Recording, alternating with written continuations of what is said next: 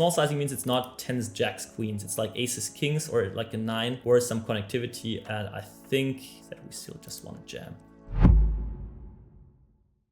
Ace deuce is actually a fold first in the small blind. This guy is actually pretty aggressive, so that is not a reason to do a light open. King queen will go for the open raise. This is a decent board. We're starting off with a bigger bet here. Just decide whether it's half or bigger. I play multiple sizes and mix everything here on that board. I'm so freaking protected and can do pretty much whatever I want without being face up at any point. Queen jack, we got a limp. We got a very small raise. Maybe he didn't even see the limp, so I'm kind of forced to call, hope to not see a re-raise and flop a top here, but not for now. Oh, this is interesting how Wake Robin plays his ace of diamonds here. We have seen that hand. Under the gun open, ace 10, half pot on that flop with the ace of diamonds, half pot again, give up. Okay, looks like the nitty, like he has something, half pot, give up river with a pretty decent hand to bluff with. They were not deep, so the ace of diamonds is not like super relevant, but still shows some kind of pattern. 7-6 versus 7-4 kicker playing. So 7-4, we see a very loose open raise there and actually a loose defend as well. So he's marked red already. That means like pretty aggressive and loose. So I don't want a crazy overfold and I'm ready to play back a little. Ace two suited, actually mainly a fold here. I wouldn't fold it against that guy, but against the AGL buy, actually I'm folding it. Not 100% sure. I don't play with a HUD here now. King, queen, 5. We are just min betting. See what he does. He seems to be a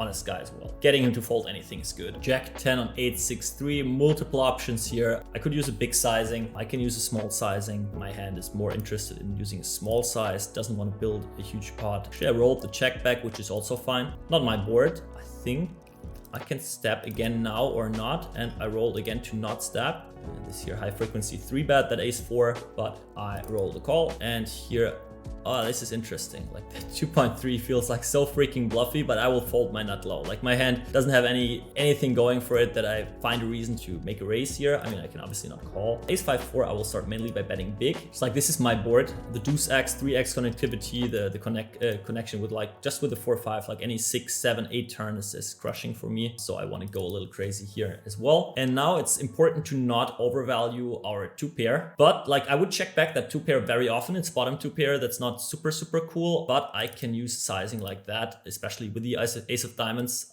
keeping everything in. It's just the thing, I do not really have 3 streets of value.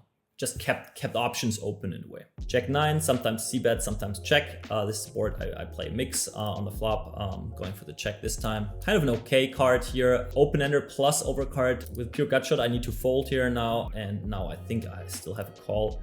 It's nothing we love though. And the king 10, I'm going for the 3-bet. And he just blasts. Whenever we show weakness, he blasts. That fits to his red color here. That's okay. Like so far, I didn't have anything. I will make the catches that are necessary. He's not running over us, given the ranges how I play them. So that should be fine. Just keeping in mind that he is aggressive and we gotta protect our ranges a little better than against more passive guys. And this is not perfect, so let's hope for a pocket pair and flip. King, what is the other card? Looks like an ace, probably. Oh no, king, queen. Better. Okay, pocket 8s against the cold 4 here. Pretty clearish call, I guess, if we 3-bet it. And this is a very decent flop, actually. Just thinking about how to play that flop, I'm a little scared that he bets big now and has 10s and jacks all the time. I think we just have to go with our equity because we do not know which runouts are great and which are not. Against the small sizing, think for a second. Call, or is that a raise? We don't want to see overcards. Spades are somehow cool, somehow not. Just going with the equity is obviously fine. Small sizing means it's not 10s, jacks, queens. It's like aces, kings, or like a 9 or some connectivity. And I think that we still just want to jam. Ace jack suited. He uses a larger 4-bet size a little. It's a standard call, but against people from MP who don't 4-bet loose enough, usually you can actually fold hands like that as well. I roll 50-50 and actually it feels not okay. It feels just not okay. But every database analysis shows that people forget the bluffs from there. We need his king jack suited, and this is actually a tournament player who I think is way more likely to flat those than to have the correct 4-bet bluff hands that then I should dominate. Fine with that fold. Every big blind changes something there, right? If he makes it 2 big blinds less, I have a very clear call. 10-9 is an optional check raise actually, but not all the time. Small c-bet. So on the right, I keep barreling. I cannot go like overbet. The 5 is pretty good card for him. My hand still needs to barrel. The raise sucks. Yeah, against the raise, I can't do anything. It's a good card for him, but I need to bet my hand. So king 7 suited against that sizing is just a fold, unfortunately. And the 9s we go for 3-bet. Jack 3 suited, we can 3-bet sometimes, not this time. Clear call. Good board for our range, not for our hand. We should sometimes stab while we use a 20% sizing here on the top right. Jack 3 sometimes going for it, and this here is sometimes enough. So this sizing we can use small, we can use half. I go for half. Nice, easy to take it down. Pocket 9s try to show down against 7 6s. Not much going in this hand here after c-betting small, half pot. We block 8-9 of diamonds, which is not the worst. We unblock some of his bluffs, like a random queen jack he floats. We don't block any of the ace-x. That's like the main thing. Like ace-9 of clubs, okay. We don't block ace-9 of diamonds. We roll an 18. That forces me to call. I need to call sometimes. My hand is just getting value from him bluffing turn, not bluffing river with something like a jack 10 of clubs, with jack 10 of diamonds. If I'm folding that all the time and I'm just calling down the aces, I'm just overfolding a bunch. And he makes lots of money by doing so. And this here now is just a fold, unfortunately. Queen 3 there against a small blind flatting range, bottom left. Small blind flatting range is always interesting. Not many players play with that. My queen 3 is probably just a clear check back. We cannot range bet. His range is not wide. It connects kind of well with that ace queen 8. He can have like king 10, ace 10, queen jack offsuit. Regarding suited hands, he can have some king 7 suited, like 7 6 suited hands like that. And here with the overbet, I'll let my queen go right away.